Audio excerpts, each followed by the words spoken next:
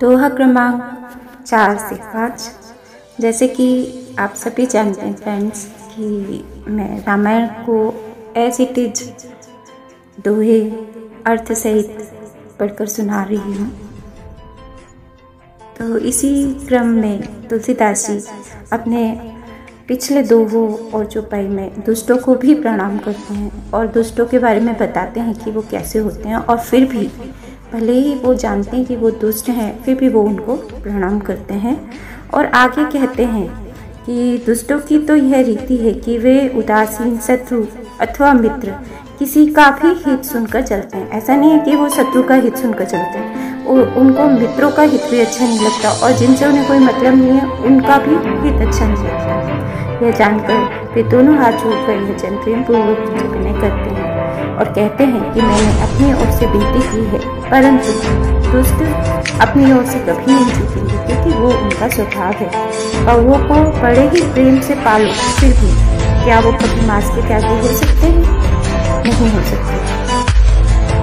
मैं अपनी देसी निहोरा तीन दिन और नाला बघोरा बायस फल यही अति अनुरागा कोई निरामिस कबहु की कागा दो संत असज्जन चलना दुख प्रद उभयति कछु बलना छुरत एक प्राण हरि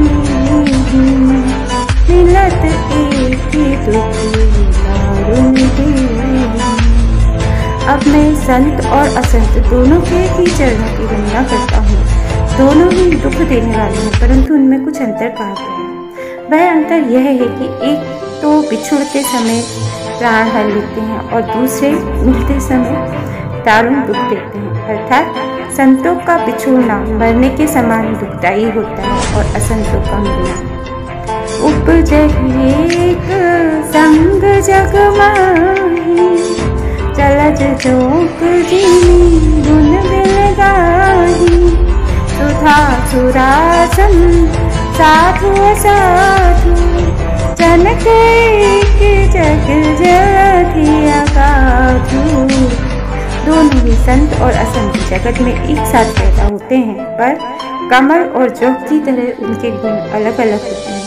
कमल दर्शन और स्पर्श से सुख देता है, किंतु जोक शरीर का स्पर्श पाते ही रक्त चूसने लगती है। साधु अमृत के समान और असाधु मदिरा के समान होता है। क्यों? क्योंकि साधु मृत्यु रूपी संसार से उबारने वाला होता है और असाधु मोह प्रमाद और जड़ता उत्पन्न करने वाला होता है। दोनों को उत्पन्न करने वाला जगत रूपी अगाध समुद्र एक ही है। इसलिए शास्त्र में बताया गया कि समुद्र मंथन में अमृत और मदिरा दोनों की ही उत्पत्ति हुई।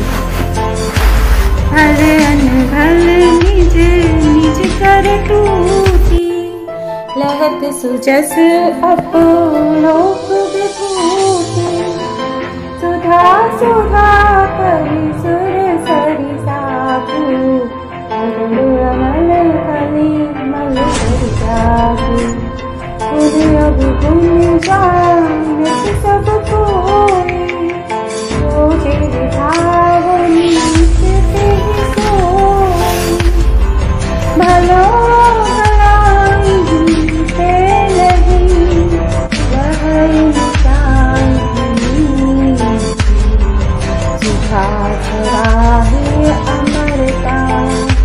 करल सराही अमीचू। भले और बुरे अपनी अपनी करनी के अनुसार सुंदर यश और अपयश की संपत्ति पाते हैं। अमृत, चंद्रमा, गंगा जी और साधु एवं विष, अग्नि, कलयुग के पापों की नदी अर्थात कर्मनाशा और हिंसा करने वाला व्याघ्र, इनके गुण अवगुण सब कोई जानते हैं, किंतु जिसे जो भाता है उसे वही अच्छा लगता है। भला भलाई ही ग्रहण करता है और नीच नीचता को ही ग्रहण किए रहता है। अमृत की सराहना अमर करने में होती है और विष की मारने में। जय श्री राम, जय श्री हनुमान।